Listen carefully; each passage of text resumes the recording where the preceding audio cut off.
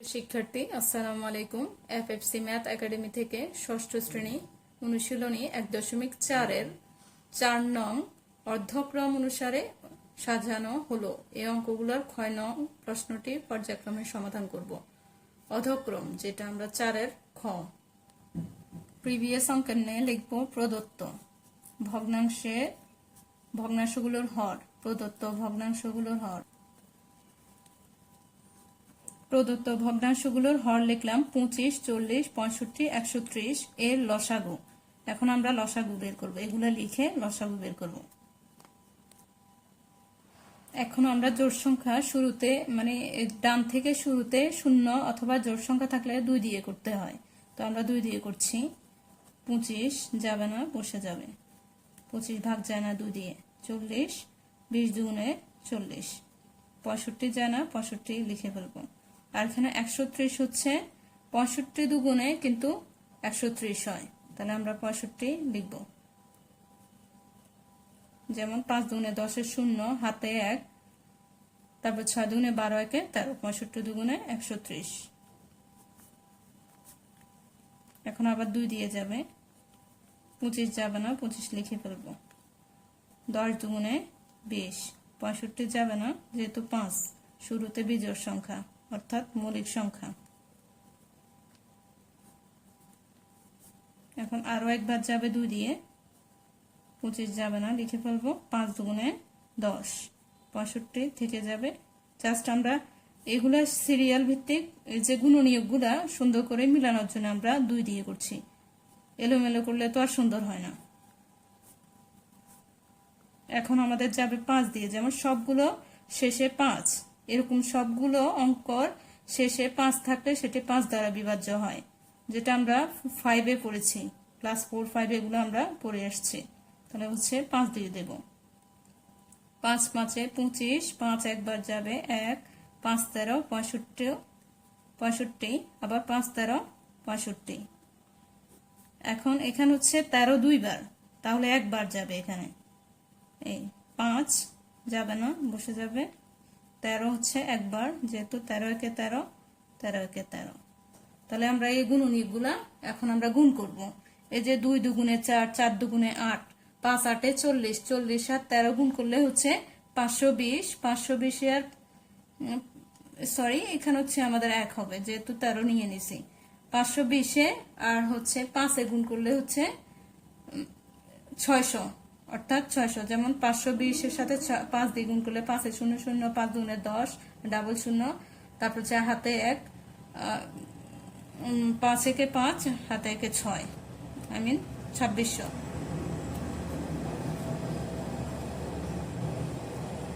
তাহলে হচ্ছে এখানে আমি আবার গুণ করে দেখাচ্ছি। 2 দুগুণে 4, 4 দুগুণে 8, 5 8-এ 40, 40 আর 13 গুণ করলে হচ্ছে 520। 520 এর সাথে আমি 5 গুণ করলে হবে হচ্ছে 2600। এখন লিখবো লসাগু, এখানে লিখবো 600, 2600।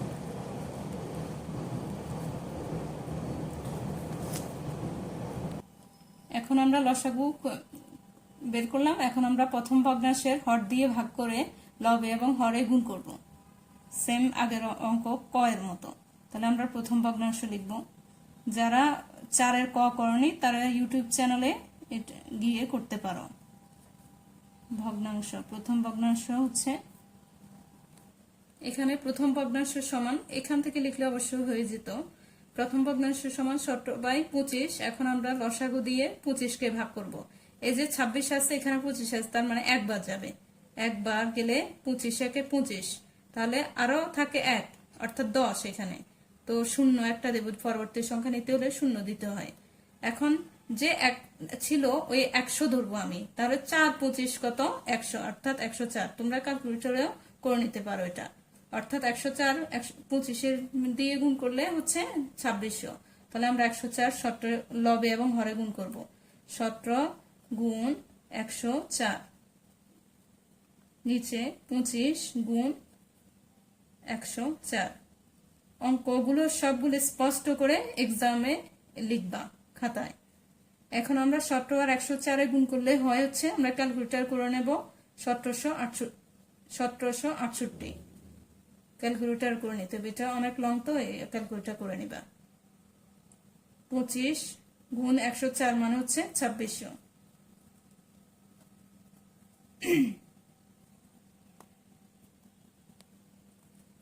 আমাদের দ্বিতীয় ভগ্নাংশ হচ্ছে 23/40। তাহলে আমরা দ্বিতীয় ভগ্নাংশ লিখি, একটু বড় করে লিখে রাখতে হবে।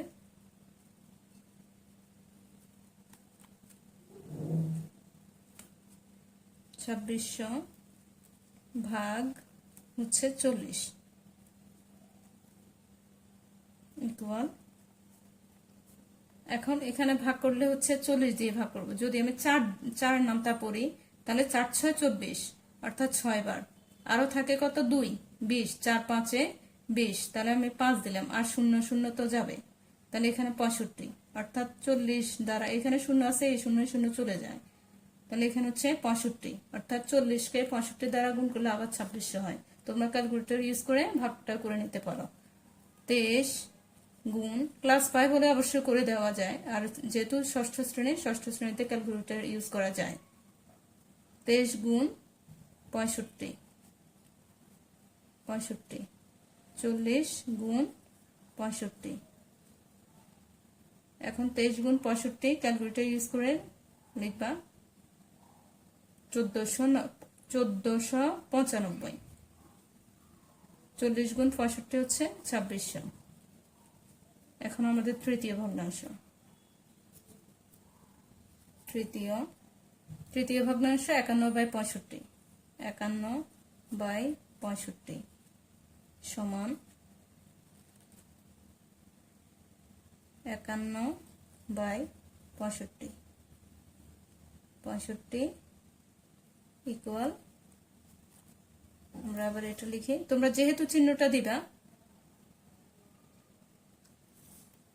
51, তাহলে হচ্ছে লসাগু লিখবো 2600 ভাগ, লসাগু হচ্ছে 65, এখানে হর হচ্ছে 65 আর এখানে লসাগু 2600, 65 দিয়ে আমরা ভাগ করব। একটু আগে যে ভাগ করছে 40 দিয়ে 26 কে ভাগ করলে 65 হয়, এখন কিন্তু 65 আছে, তার মানে রেজাল্ট কিন্তু 40। এখান থেকে দেখেও করে ফেলতে পারো 40, তখন 65 দিয়ে ভাগ 40 দিয়ে ভাগ করছে 65 হচ্ছে, এখন 65 দিয়ে ভাগ করলে 40 হবে। এখানে কিন্তু রেজাল্ট দেওয়া আছে 51 গুণ 40, 65 গুণ 40। এই অঙ্কগুলো ইজি বুঝতে পারলে। এখন যদি শূন্যটা আমি এখানে রাখি, এটা মুখে করা যায় 0, আর 4 একে 4, 4 5 20 অর্থাৎ 2040, আর এখানে হচ্ছে 2600। এখন চতুর্থ ভগ্নাংশ, আমাদের চতুর্থ ভগ্নাংশ 67/130। তাহলে আমরা লিখব 67/130 ইকুয়াল 67/130 ইকুয়াল 2600 ভাগ 130। যেহেতু হর হচ্ছে আমাদের চতুর্থ ভগ্নাংশ হর 130, আমরা 130 কে 2600 কে 130 দ্বারা ভাগ করলে হচ্ছে, এখানে দেখা যাচ্ছে 13 দুগুণে 26 অর্থাৎ 2 বার গেল, আরো 0 থাকে, তো 0 এখানে বাড়তি একটা থাকলে 13 দুগুণে 26 20 অর্থাৎ এখানেও 0 একটা আছে, এটা কাটা, আর এখানে বাড়তি যেটা থাকবে এটা এখানে বসে যাবে, অর্থাৎ 20 বার 130 কে 20 দিয়ে গুণ করলে আবার 2600 হবে 20। এখন আমরা লবে এবং হরে 20 গুণ করে দেব, 20 এখানে 0 যেটা আছে ওটা আমরা পাশে বসাই নেব। 7 দুগুণে 14, 4 হাতে 1, 6 দুগুণে 12, 1 13 অর্থাৎ 1340, আর এখানে হচ্ছে 2600।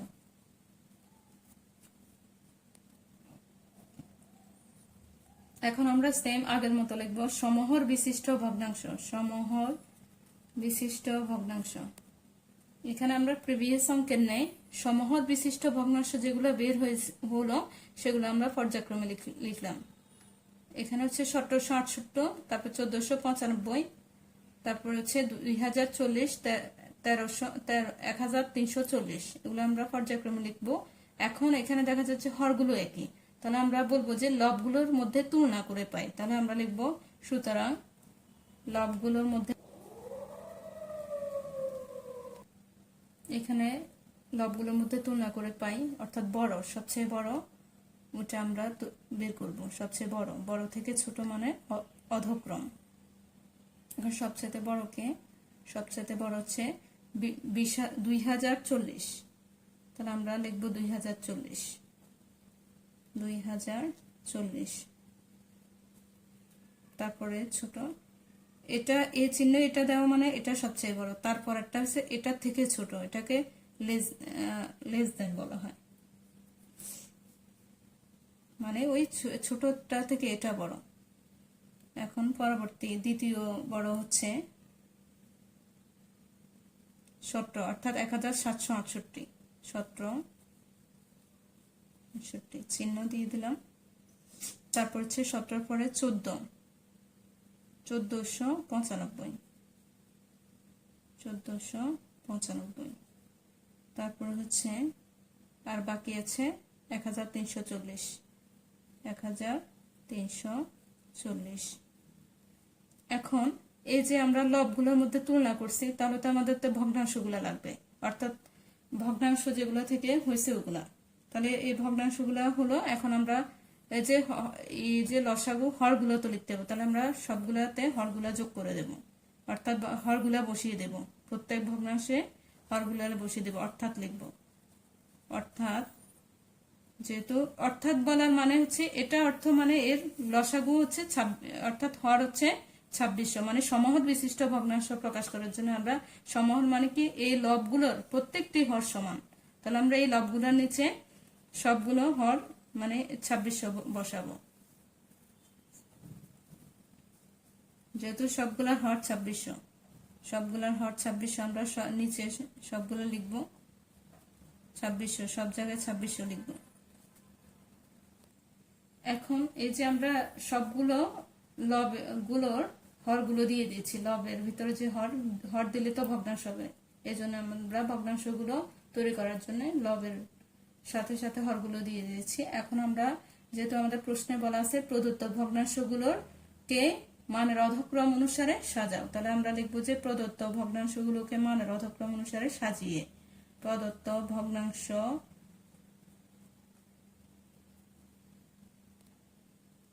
এখন এখানে আছে 2040 দেখি কোথায় আছে, এখানে, অর্থাৎ তৃতীয় ভগ্নাংশ 51/65, অর্থাৎ এটার পরিবর্তে আমি লিখতে পারি 51/65, যেহেতু এই ভগ্নাংশটি আমরা করেছিলাম 51/65।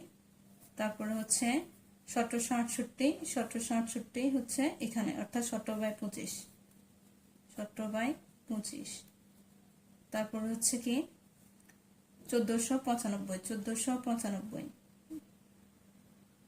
1495, 23/40, 23/40।